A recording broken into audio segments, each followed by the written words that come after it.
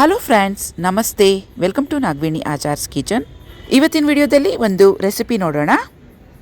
ಇವತ್ತು ಕರ್ನಾಟಕ ಸ್ಪೆಷಲ್ ಎಣ್ಣೆ ಬದನೆಕಾಯಿ ಅಥವಾ ಎಣ್ಣೆಗಾಯಿ ಹೇಗೆ ಮಾಡೋದು ನೋಡ್ಕೊಳ್ಳೋಣ. ಸುಮಾರು ಅರ್ಧ ಕೆಜಿಯಷ್ಟು ಬದನೆಕಾಯಿ, ಕಪ್ಪು ಬದನೆ ತಗೊಂಡಿದ್ದೀನಿ. ಇದನ್ನು 4 ಭಾಗಗಳಾಗಿ ಹೀಗೆ ಸೀಳ್ಕೋಬೇಕು. ಬದನೆಕಾಯಿಗಳನ್ನು ಪೂರ್ತಿಯಾಗಿ ಅಲ್ಲದೆ ಮುಕ್ಕಾಲು ಭಾಗದಷ್ಟು ಈ ರೀತಿಯಾಗಿ ಕಟ್ ಮಾಡ್ಕೊಳ್ಳೋಣ. ಎಣ್ಣೆಗಾಯಿ ಮಾಡುವಾಗ ಬದನೆಕಾಯಿಗಳು ಆದಷ್ಟು ಪುಟ್ಟದಾಗಿದ್ದರೆ ರುಚಿ ತುಂಬ ಚೆನ್ನಾಗಿರುತ್ತೆ. ಹಾಗೆಯೇ ತುಂಬ ಫ್ರೆಶ್ ಆಗಿರುವಂಥ ಬದನೆಕಾಯಿಗಳನ್ನು ತಗೊಳ್ಳಿ.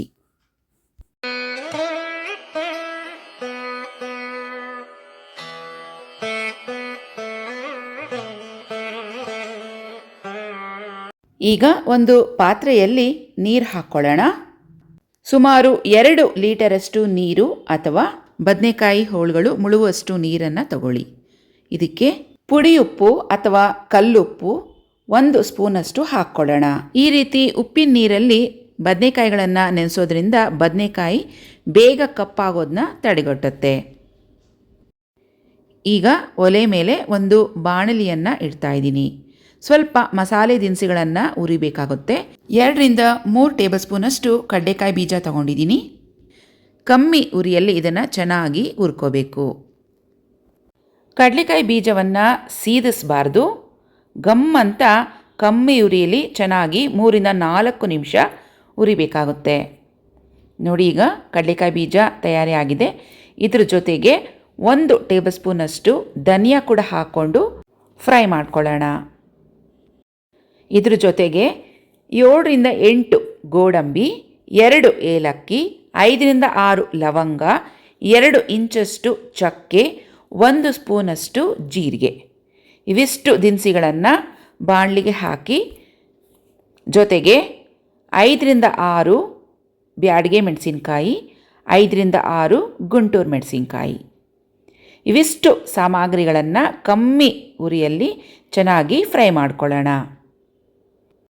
ಒಣ ಕೊಬ್ಬರಿ 2 ಟೇಬಲ್ ಸ್ಪೂನಷ್ಟು ಸೇರಿಸ್ಕೊಳ್ಳಿ.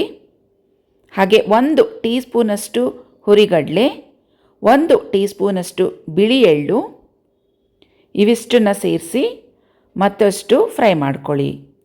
ಈಗ ಈ ಸಾಮಗ್ರಿಗಳು ತಣ್ಣಕ್ಕಾದಮೇಲೆ ಕುಟ್ಟಿ ಈ ರೀತಿಯಾಗಿ ಪುಡಿ ಮಾಡಿಟ್ಕೊಳ್ಳೋಣ. ಈ ಮಸಾಲೆ ಪುಡಿ ಜೊತೆಗೆ 2 ಮೀಡಿಯಮ್ ಗಾತ್ರದ್ದು ಈರುಳ್ಳಿ, ಹಾಗೆ 1 ಇಂಚಷ್ಟು ಶುಂಠಿ, 1 ಹಿಡಿಯಷ್ಟು ಬೆಳ್ಳುಳ್ಳಿ, ಸುಮಾರು 10 ರಿಂದ 15 ಇಲುಕಷ್ಟು ಬೆಳ್ಳುಳ್ಳಿ ಇದೆ, 1 ಹಿಡಿಯಷ್ಟು ಕೊತ್ತಂಬರಿ ಸೊಪ್ಪು, ಇವಿಷ್ಟು ಸಾಮಗ್ರಿಗಳನ್ನು ಗಟ್ಟಿಯಾಗಿ ನುಣ್ಣಕ್ಕೆ ರುಬ್ಕೊಂಡು ಬರೋಣ. ಈಗ ಮಸಾಲೆ ರುಬ್ಬಿದಾಗಿದೆ. ಮಸಾಲೆಗೆ ಹೊಂದುವಷ್ಟು ಉಪ್ಪು, 1/4 ಟೀ ಸ್ಪೂನಷ್ಟು ಅರಿಶಿನ ಸೇರಿಸಿ ಚೆನ್ನಾಗಿ ಬೆರೆಸ್ಕೊಳ್ಳೋಣ. ಮಸಾಲೆ ಇವಾಗ ತಯಾರಿಯಾಗಿದೆ. ಈಗ ಬದನೆಕಾಯಿ ಹೋಳುಗಳನ್ನು ನೀರಿಂದ ಬೇರೆಪಡಿಸಿ, ಬದನೆ ಹೋಳುಗಳನ್ನು ಈ ರೀತಿಯಾಗಿ ಒಂದು ತೂತಿನ ಪಾತ್ರೆ ಅಥವಾ ರಂಧ್ರಗಳಿರುವಂಥ ಒಂದು ಬುಟ್ಟಿಯಲ್ಲಿ ಹಾಕಿಡ್ಬೋದು. ಅದರಲ್ಲಿ ಇರುವಂಥ ನೀರೇನಿದ್ರೂ ಕೆಳಗೆ ಸೋರೋಗಲಿ. ಬದನೆಕಾಯಿಗೆ ಈ ರೀತಿಯಾಗಿ 4 ಭಾಗಗಳಾಗಿ ಕಟ್ ಮಾಡಿಕೊಂಡಿದ್ವಿ.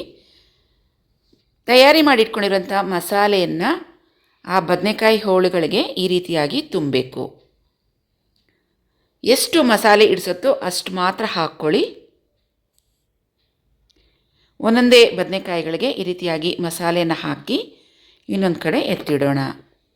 ಮಸಾಲೆ ಸ್ವಲ್ಪ ಸುಮಾರಾಗಿ ಗಟ್ಟಿಯಾಗಿದ್ದರೆ ಈ ರೀತಿಯಾಗಿ ಬದನೆಕಾಯಿಗಳಿಗೆ ತುಂಬೋದು. ಒಲೆ ಮೇಲೆ ದಪ್ಪ ತಳ ಇರುವಂಥ ಒಂದು ಬಾಣಲಿಯನ್ನು ಇಡೋಣ. 200 ml ಅಷ್ಟು ಕಡಲೆಕಾಯಿ ಬೀಜದ ಎಣ್ಣೆಯನ್ನು ಹಾಕ್ತಾಯಿದ್ದೀನಿ. ಒಗ್ಗರಣೆಗೆ 1 ಟೀ ಸ್ಪೂನಷ್ಟು ಸಾಸಿವೆ, 1 ಟೀ ಸ್ಪೂನ್ ಜೀರಿಗೆ, 2 ಒಣಮೆಣಸಿನ್ಕಾಯಿ, 2 ಹಸಿಮೆಣಸಿನ್ಕಾಯಿ, ಹಾಗೆ ಸ್ವಲ್ಪ ಕರಿಬೇವು, ಇವಿಷ್ಟನ್ನು ಹಾಕಿ ಚಿಟ್ಗುಡ್ಸೋಣ. ಈ ಒಗ್ಗರಣೆಯಲ್ಲಿ ಮಸಾಲೆ ತುಂಬಿ ತಯಾರಿ ಮಾಡಿಟ್ಕೊಂಡಿರುವಂಥ ತುಂಬುಕಾಯಿಗಳನ್ನು ನಿಧಾನವಾಗಿ ಒಗ್ಗರಣೆಯಲ್ಲಿ ಸೇರಿಸ್ಕೊಳ್ಳೋಣ. ಮಸಾಲೆ ತೇವಾಂಶ ಇರೋದ್ರಿಂದ ಎಣ್ಣೆ ಸಿಡಿಯುತ್ತೆ.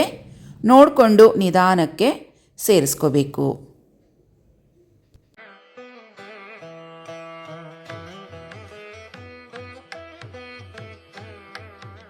ಒಂದು ಮುಚ್ಚಳವನ್ನು ಮುಚ್ಚಿಟ್ಟು ಸುಮಾರು 2-3 ನಿಮಿಷ ಬದನೆ ಹೋಳುಗಳನ್ನು ಬಾಡಿಸಬೇಕು. 3 ನಿಮಿಷ ಆದ ನಂತರ ಎಲ್ಲ ಬದನೆಕಾಯಿಗಳನ್ನು ಮಗ್ಚಾಕಿ ಮತ್ತೊಂದು 2-3 ನಿಮಿಷ ಇದನ್ನು ಮಗ್ಗಿಸ್ಕೊಳ್ಳೋಣ. ಸುಮಾರು 5-6 ನಿಮಿಷಗಳಾಗಿದೆ. ಬದನೆ ಹೋಳುಗಳು ಸುಮಾರು 80% ಚೆನ್ನಾಗಿ ಬೆಂದಿದೆ. ಈಗ ಉಳಿದಿರುವಂಥ ಮಸಾಲೆಯನ್ನು ಸೇರಿಸ್ಕೊಳ್ಳೋಣ. ಎಣ್ಣೆಗಾಯಿ ಆಗಿರೋದ್ರಿಂದ ಇದಕ್ಕೆ ಎಣ್ಣೆ ಸ್ವಲ್ಪ ಜಾಸ್ತಿ ಇರಬೇಕಾಗುತ್ತೆ. ಹಾಗಾಗಿ ನಾನು ಸುಮಾರು 200 ml ಅಷ್ಟು ತೊಗೊಂಡಿದ್ದೀನಿ. ನಿಮಗೆ ಹೆಲ್ತ್ ಕಾನ್ಷಿಯಸ್ ಇದ್ದರೆ ತಗೊಳ್ಳುವಂಥ ಎಣ್ಣೆ ಅಳತೆಯಲ್ಲಿ ಸ್ವಲ್ಪ ಕಮ್ಮಿ ಮಾಡ್ಕೋಬೋದು. ಈಗ ಸುಮಾರು 200 ml ಅಷ್ಟು ಮಸಾಲೆ ತೊಳೆದಂಥ ನೀರನ್ನು ಹಾಕ್ತಾಯಿದ್ದೀನಿ. ಇದನ್ನೆಲ್ಲ ಒಂದ್ಸಲ ಚೆನ್ನಾಗಿ ಕಲಿಸ್ಕೊಳ್ಳೋಣ. ಈಗ ಮಸಾಲೆಯ ರುಚಿಯನ್ನು ಒಂದ್ಸಲ ನೋಡ್ಬೋದು. ಉಪ್ಪು ಬೇಕಿದ್ದರೆ ಇನ್ನೊಂದು ಸ್ವಲ್ಪ ಸೇರಿಸ್ಕೋಬೋದು ಅಥವಾ ಖಾರ ಬೇಕಿದ್ದರೂ ಸೇರಿಸ್ಕೋಬೋದು. ಕೆಲವರು ಎಣ್ಣೆಗಾಯಿ ಸ್ವಲ್ಪ ಹುಳಿ ಇದ್ದರೆ ಇಷ್ಟಪಡ್ತಾರೆ. ಅಂಥವರು ಸ್ವಲ್ಪ ಹುಳಿಯನ್ನು ನಿಂಬೆ ಗಾತ್ರದಷ್ಟು ಸೇರಿಸ್ಕೋಬೋದು. ನಾನಿಲ್ಲಿ ಯಾವುದೇ ರೀತಿಯಾದ ಹುಣಸೆ ಹಣ್ಣನ್ನು ಸೇರಿಸಿಲ್ಲ. ಈಗ ಮುಚ್ಚಳ ಮುಚ್ಚಿಟ್ಟು ಸುಮಾರು 2-3 ನಿಮಿಷ ಬಿಟ್ಟಿದ್ದೀನಿ. ಕೊನೆಯಲ್ಲಿ ಸ್ವಲ್ಪ ಕೊತ್ತಂಬರಿ ಸೊಪ್ಪನ್ನು ಉದುರಿಸ್ಕೊಳ್ಳೋಣ. ಈಗ ಒಲೆಯನ್ನು ಆಫ್ ಮಾಡ್ಕೊಳ್ಳಿ.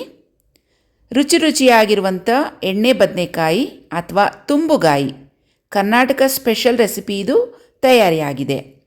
ಈ ಎಣ್ಣೆ ಬದನೆಕಾಯಿ ಜೊತೆಗೆ ಚಪಾತಿ, ದೋಸೆ, ಪೂರಿ ಹಾಗೆಯೇ ವೈಟ್ ರೈಸ್ ಬಹಳನೇ ರುಚಿಯಾಗಿರುತ್ತೆ. ನೀವು ಒಂದ್ಸಲ ಮಾಡಿ ನೋಡಿ. ಸ್ನೇಹಿತರೆ, ಇವತ್ತಿನ ಈ ನಮ್ಮ ವಿಡಿಯೋ ನಿಮಗೆ ಇಷ್ಟ ಆಗಿದ್ದರೆ ದಯಮಾಡಿ ನಮ್ಮ ವಿಡಿಯೋಗೆ ಒಂದು ಲೈಕ್ ಕೊಡಿ. ಹಾಗೆ ನಿಮ್ಮ ಫ್ರೆಂಡ್ಸ್ ಜೊತೆಗೆ ಈ ವಿಡಿಯೋನ ಶೇರ್ ಮಾಡ್ಕೊಳ್ಳಿ. ಹೊಸಬ್ರು ಯಾರಾದರೂ ನಮ್ಮ ಚಾನಲನ್ನು ಸಬ್ಸ್ಕ್ರೈಬ್ ಮಾಡ್ಕೊಳ್ಳದೆ ನೋಡ್ತಾ ಇದ್ದರೆ ದಯವಿಟ್ಟು ನಮ್ಮ ಚಾನಲನ್ನು ಸಬ್ಸ್ಕ್ರೈಬ್ ಮಾಡ್ಕೊಳ್ಳಿ. ಮತ್ತೆ ಭೇಟಿ ಆಗ್ತೀನಿ ಇನ್ನೊಂದು ವಿಡಿಯೋದಲ್ಲಿ. ಅಲ್ಲಿವರೆಗೂ ನಮಸ್ತೆ.